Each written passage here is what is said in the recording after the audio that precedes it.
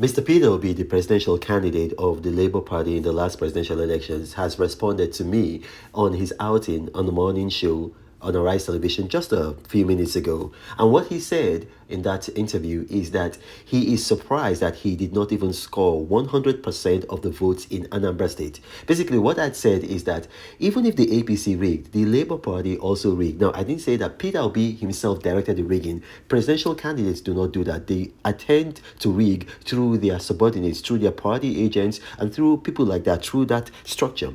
And what he said is that he is surprised that he did not even score 100% of the votes in Anambra. Now, how can anybody score 100% of the votes? No matter what, how? But in any case, the kind of rigging that I was talking about is the fact that people who wanted to vote for PDP or another party, maybe APC, were being harassed, beaten, violently attacked in the southeast, and we got video. And that suppressed the votes for the other parties. But in any case, what he said is absolutely not accurate. He does not have to rig. It is the structure that is beneath him that rigged. Watch this video, comments in the comment section. Making Southern presidency possible, you are his hero.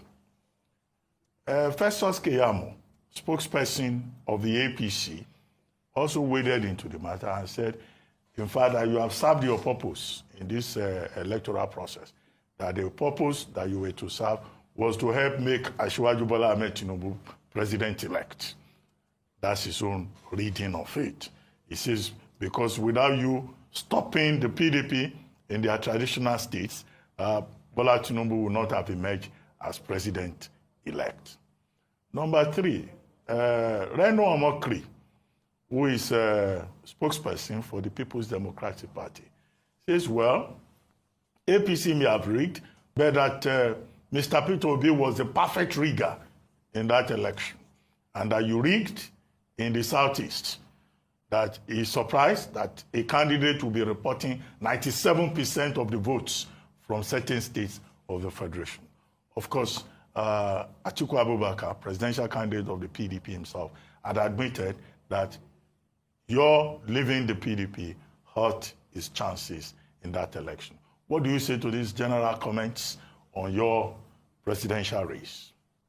Well, Ruben, my first reaction generally is that I contested the election. I wasn't contesting it to help anybody to win. And I continue to say that even the declared winner did not win. You might have been declared by whatever means, but you've not won the election. Ruben, to win is to win the people. Democracy is government of the people, by the people, for the people. That means if you must win, you must win the people. But if you don't win the people, you've not won. And I can tell you, the last election, the declared person did not win. However, that is what we're challenging. The rascality is what we're challenging. On the various comments, let me use the issue of Reno Omokri. Ordinarily, I won't comment on anything because I only comment on or reply fellow presidential candidates, not their spokesperson, because they're not contesting. But since something that I have never participated or been part of was mentioned, I need to reply it. Ruben, I have never, and I will never, ask anybody to add one vote for me that doesn't rightfully belong to me. I've never paid anybody to rig election for me. Go all over Nigeria and ask anybody in INEC, the so-called EOs, resident commissioners, everybody, whether any of them have met Peter Obi saying do this. Go and ask police, army, anybody. Never. They are referees. It is their job to do their job. I've never. This show where I got 97% is in Anambra State. Reno Omokri forgot that in 2000 2019, go and check the records, where PDP had the highest vote was in Anambra State.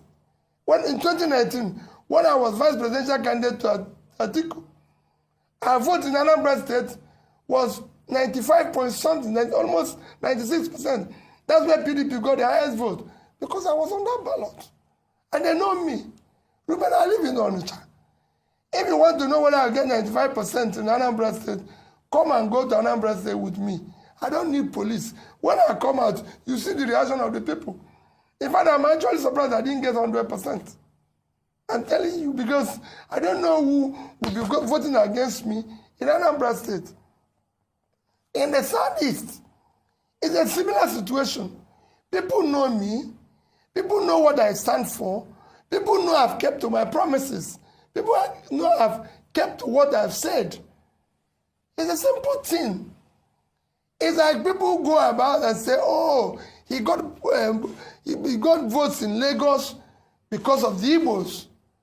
Remember how many Igbos live in Lagos? I got more votes from the indigenous in Lagos than those who are, you can call visitors. Are the Igbos in Nasarawa? Are the Igbos in Plateau? Are the Igbos in Abuja?